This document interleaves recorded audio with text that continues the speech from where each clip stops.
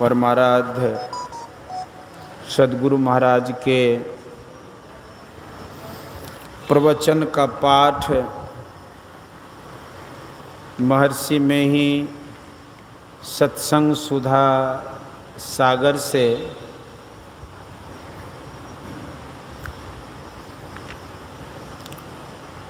प्रवचन संख्या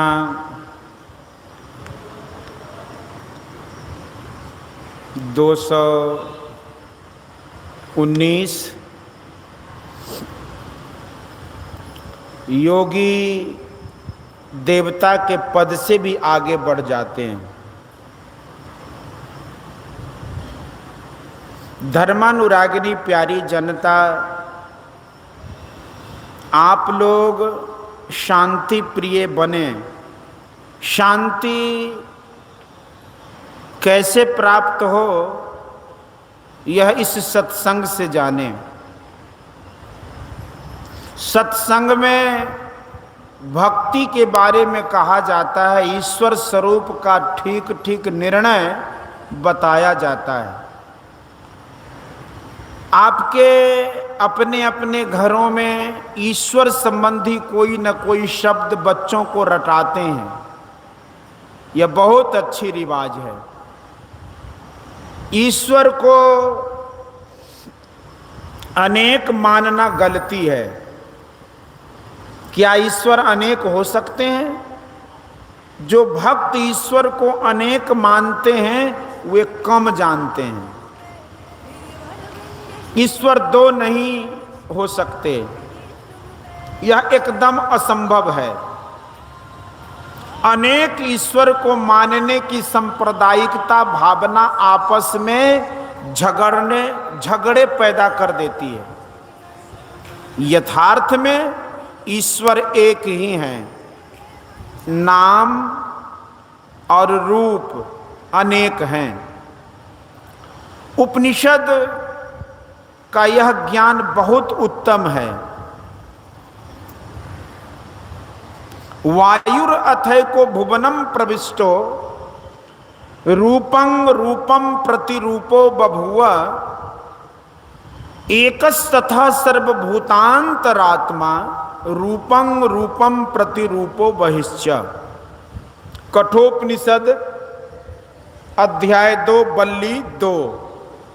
अर्थात जिस प्रकार इस लोक में प्रविष्ट हुआ वायु प्रत्येक रूप के अनुरूप हो रहा है, उसी प्रकार संपूर्ण भूतों का एक ही अंतरात्मा प्रत्येक रूप के अनुरूप हो रहा है और उनसे बाहर भी है। ब्रह्म या आत्मा एक ही एक है।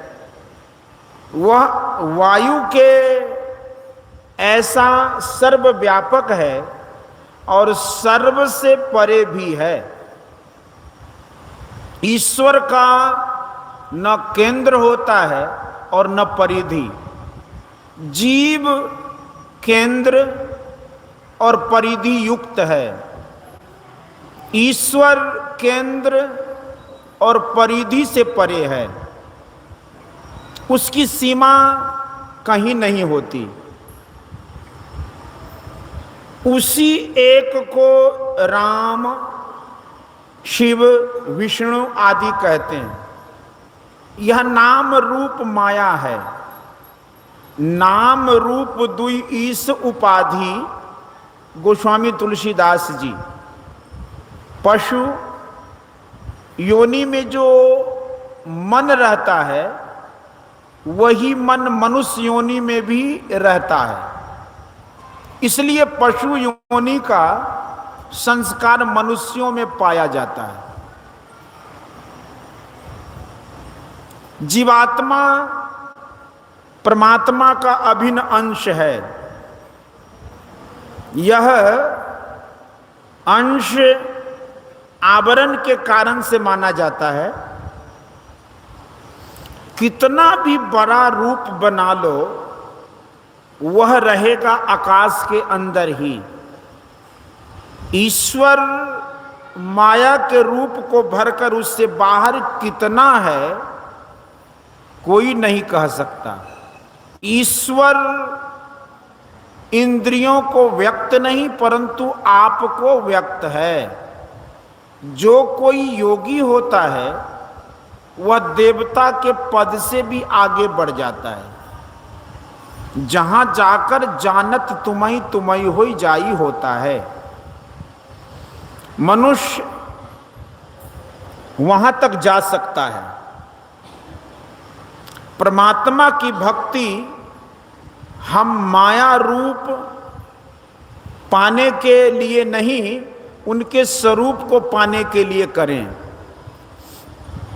मनु शत्रुपा को माया रूप का दर्शन हुआ, लेकिन उनका कष्ट नहीं छूटा।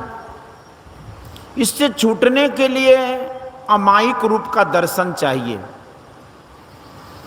उन्हें आत्मा से ही पहचान सकेंगे। आत्मा को अपनी कैवल्य दशा में आना चाहिए। शरीर माया से निर्मित घर है। इसको जब तक हम पार नहीं कर जाएं, तब तक हम कैवल्य दशा को प्राप्त नहीं कर सकते। अंदर चलने के लिए ध्यानाभ्यास करो। किसी रूप का ध्यान स्थूल ध्यान है। रूप ध्यान से सिमटाव होता है और सूक्ष्म ध्यान करने से करने की योग्यता प्राप्त होती है। ध्यान करने के लिए कहीं घर छोड़कर भागने की आवश्यकता नहीं। कर्म करो, ध्यान भी करो, सज्जनों के धर्मानुकूल चलो, पंच पापों से रहित हो। रहित को सज्जन कहते हैं। दमशीलता का अभ्यास करो। दमशील इंद्रियों को रोकने का स्वभाव वाला होता है। दमशील केवल विचार से नहीं हो सकते। मन की सूतें इंद्रियों से लगी हुई है। ध्यान से मन को इंद्रियों की घाटों से समेटा जाता है। ध्यान से मन को इंद्रियों की घाटों से समेटा जाता है। बोलिए श्री सद्गुरु महाराज की जय। यह प्रवचन पूर्णिया जिलांतर्गत ग्राम रुपौली में दिनांक 26/12/1965 ईस्वी के अपराह्नकालीन सत्संग में हुआ था।